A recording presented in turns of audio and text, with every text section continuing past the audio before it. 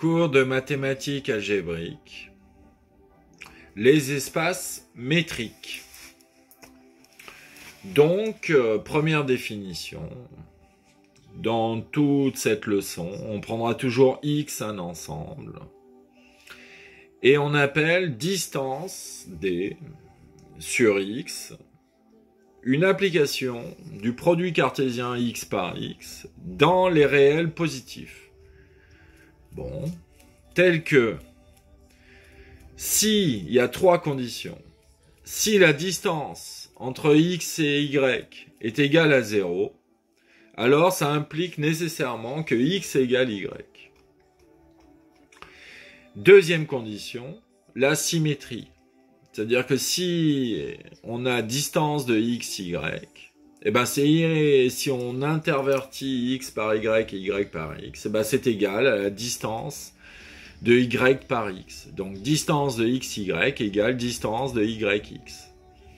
C'est commutatif. La distance est une application commutative. Et bien sûr, la fameuse inégalité triangulaire. Donc si on se donne trois éléments de l'ensemble, X, Y, Z, et bien on aura toujours que la distance entre X et Y est toujours plus petite ou égale à la distance entre X et Z, plus la distance entre Z et Y. Et donc voilà les trois propriétés que doivent nécessairement avoir une distance. Puis bien sûr, on va définir les deux objets fondamentaux dans tout espace métrique, qui sont la boule ouverte de centre X et de rayon R. On peut s'imaginer une sphère en géométrie classique. Donc en fait, c'est la boule de centre X et de rayon R. C'est tout simplement l'ensemble des éléments de X, l'ensemble des éléments Y appartenant à grand X, telle que la distance de petit x à y est majorée par r. Et la boule fermée que l'on appelle B bar de xr, c'est exactement la même chose, sauf qu'au lieu d'avoir un inférieur strict, on a un inférieur ou égal. Puis, on en arrive à la définition aussi fondamentale, que si on se donne A une partie de x, eh ben on note que la distance d'un élément X à grand A, eh ben c'est égal à l'inf de toutes les distances de X à Y avec Y parcourant tout A. Et bien sûr, on en arrive à la définition d'un ouvert. On dira que U est un ouvert si, quel que soit l'élément de cet ouvert X, il existe un rayon, petit r, positif, tel que la boule de centre X et de rayon R soit strictement inclus dans U. Donc, un ouvert, on peut toujours trouver une boule ouverte centrée en chacun de ces éléments, d'un petit rayon strictement contenu dans cet ouvert. Et on définit naturellement, une fois qu'on a défini la notion d'ouvert, par complémentarité dans l'ensemble. On dit que le complémentaire d'un ouvert, c'est un fermé. Un fermé, c'est un objet tel que son complémentaire est un ouvert. La notion de complémentaire en logique est idempotente. Donc, on en déduit le théorème. C'est que l'ensemble vide et X, l'ensemble total, sont à la fois des ouverts et des fermés. C'est assez particulier. Et puis, une union quelconque d'ouverts est encore un ouvert. On précise bien le quelconque. On peut faire l'union d'autant d'ouverts que l'on veut. Ça restera toujours un ouvert.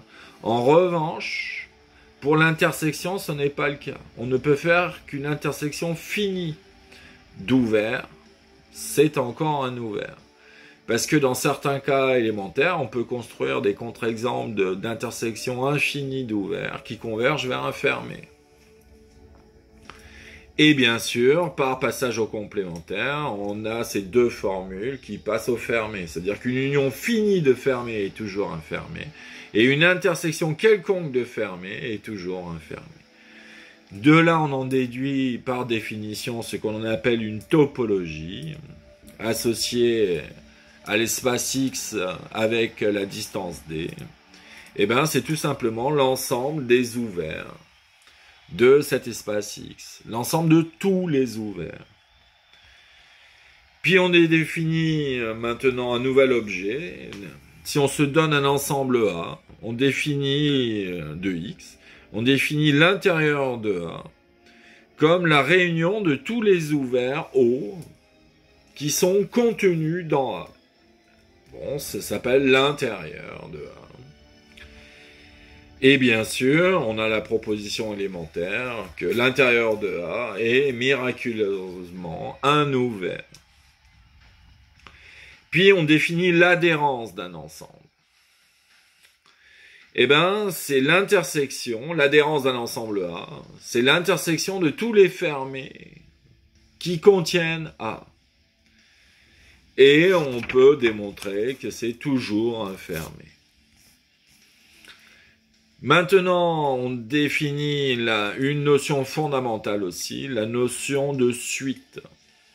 Donc en fait, une suite Xn, indicée par petit n appartenant aux entiers naturels, c'est une application de l'ensemble des entiers naturels grand N dans X, qui à chaque entier naturel n associe f de n, qui est égal à xn.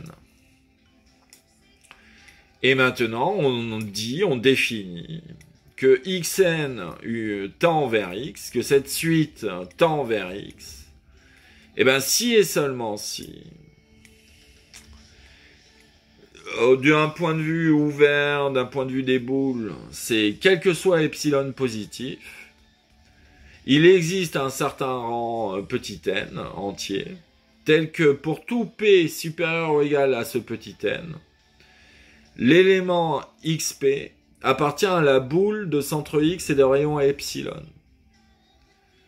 Ou dit autrement, si xd est un espace métrique, pour tout epsilon positif, il existe un certain rang petit n, tel que pour tous les indices supérieurs p supérieur ou égal à ce petit n, la distance entre xp et x est majorée par epsilon.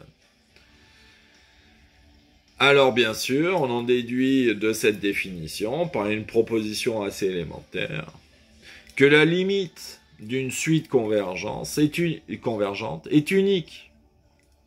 Bon. Et bien sûr aussi que toute sous-suite d'une suite convergente converge vers la même limite.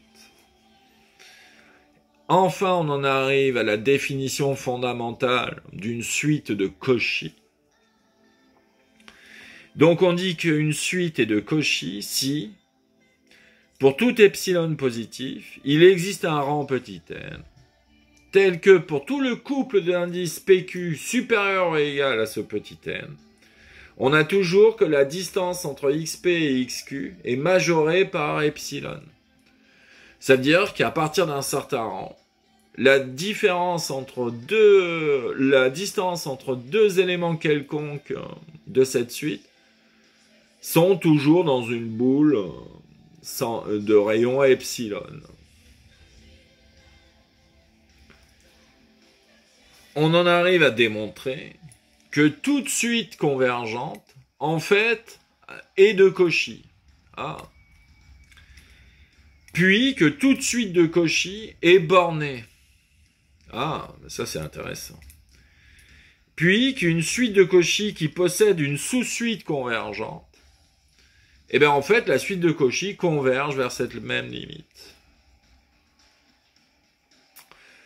On en arrive enfin à la définition de la continuité. Donc on se donne une fonction d'un espace métrique X avec la distance D1 dans un espace métrique Y avec la distance D2. Et on dit que f est continu en un point x0 dans le premier espace X, si et seulement si toute boule, l'image par f de toute boule centrée en x0 et de rayon delta est en fait envoyée dans la boule de centre f de x0 et de rayon epsilon. Avec bien sûr, comme d'habitude, quel que soit epsilon positif, il existe delta positif. Ou alors la version avec les distances.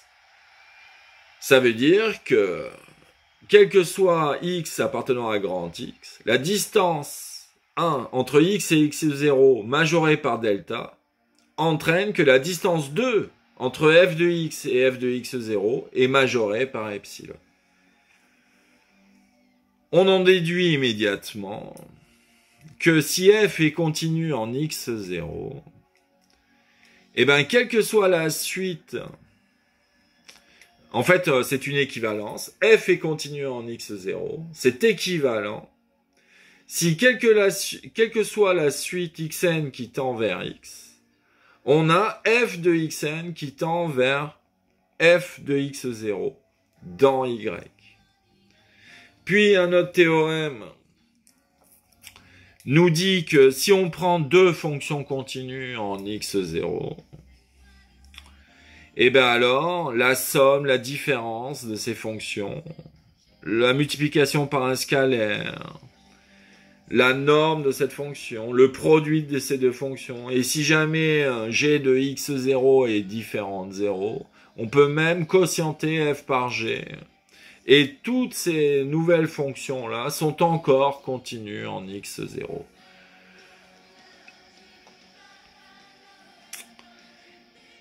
Et par définition, on dit qu'une fonction est continue sur une partie d'un ensemble. Une fonction est continue sur grand E inclus dans x, une partie d'un ensemble. Si, pour tout élément de cet ensemble E, la fonction est continue en cet élément.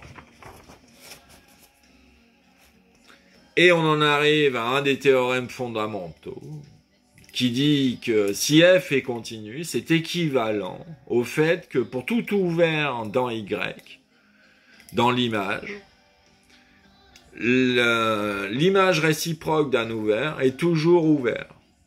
Donc si on part d'un ouvert dans l'image, son image réciproque est encore un ouvert. Et bien sûr, par complémentarité, c'est pareil avec les fermés. C'est-à-dire, si on se donne un fermé dans Y, son image inverse, par F, est encore fermée. Maintenant, on en arrive à la définition d'une fonction L-Lipschitzienne. Donc, pareil, on se donne une fonction de X dans Y. Et on dit qu'une fonction est L-Lipschitzienne si, pour tout couple x1, x2 dans grand X, la distance 2 de f de x1 avec f de x2 est toujours majorée par grand L fois la distance 1 entre x1 et x2. Et si L est strictement plus petit que 1, on dit qu'elle est contractante, cette fonction. Une proposition assez élémentaire nous dit que toute fonction lipschitzienne est continue, bien évidemment. Maintenant, la définition d'équivalence. On dit qu'on a sur un espace X, on le munit de deux distances.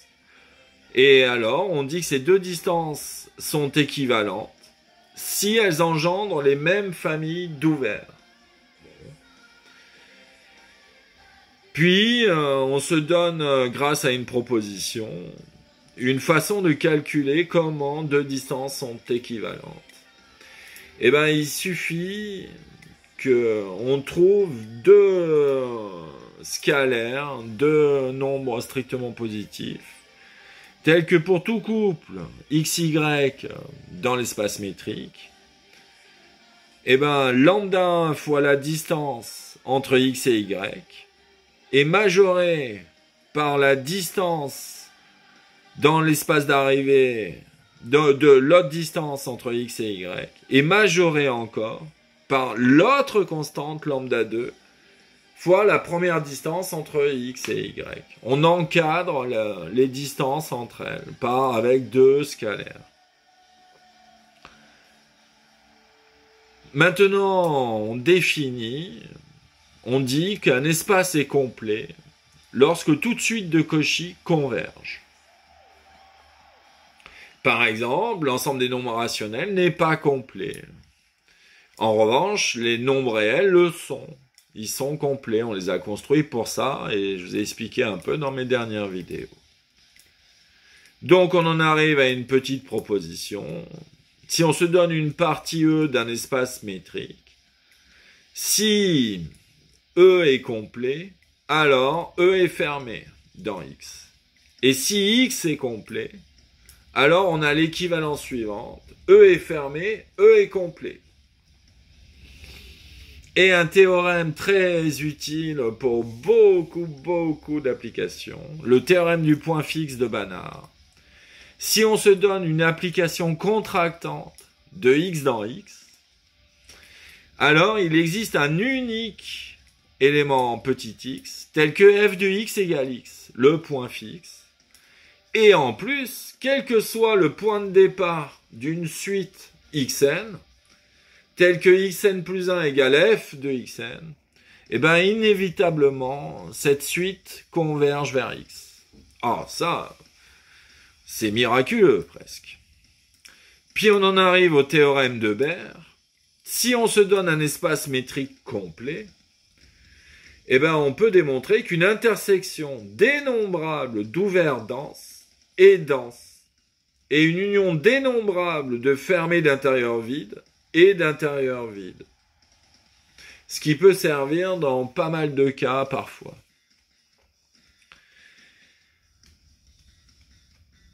Et puis on a un théorème remarquable. Si on se donne aussi Fn une suite de fonctions d'un espace complet dans un espace Y,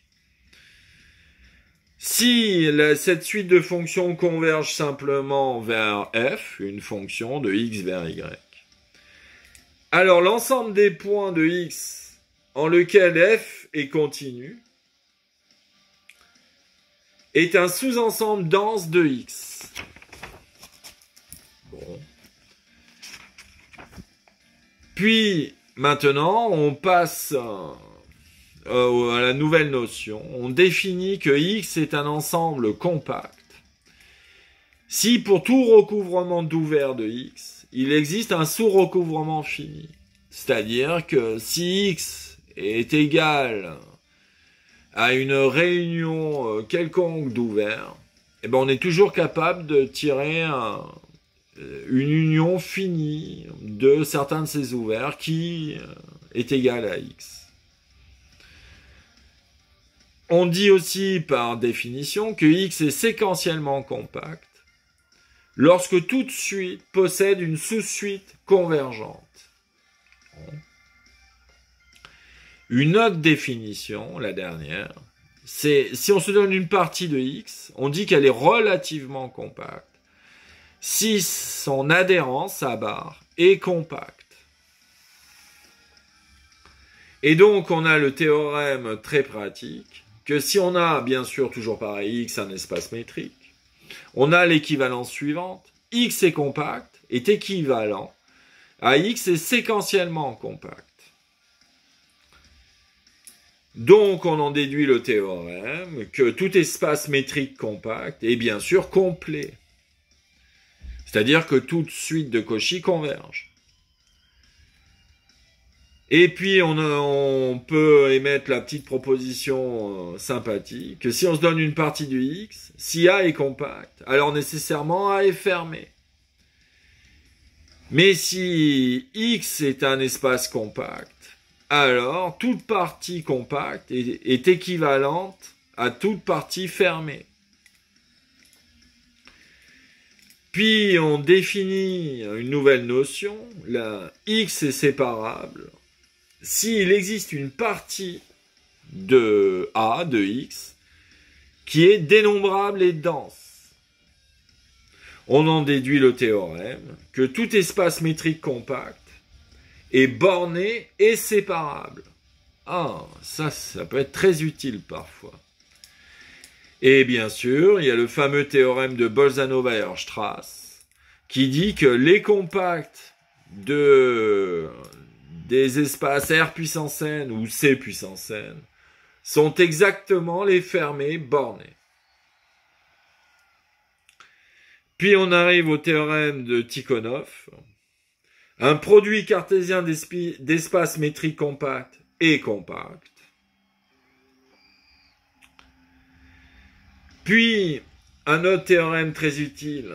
Si on se donne une fonction continue d'un espace métrique dans un autre, si 2 plus x est compact, alors son image f de x est aussi compacte. Et si 2 plus la fonction est une bijection, alors f-1, l'application réciproque de y dans x, est aussi continue. Enfin, on en arrive à la dernière définition.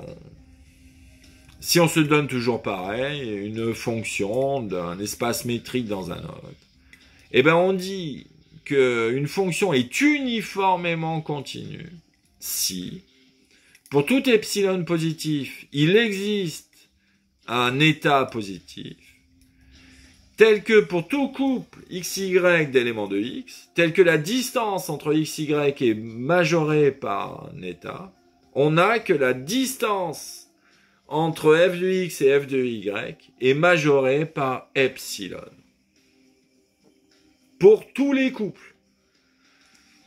Et on en arrive au théorème de Hein, le dernier. Si on a x un espace compact et une fonction continue d'un espace dans un autre, alors f est uniformément continu.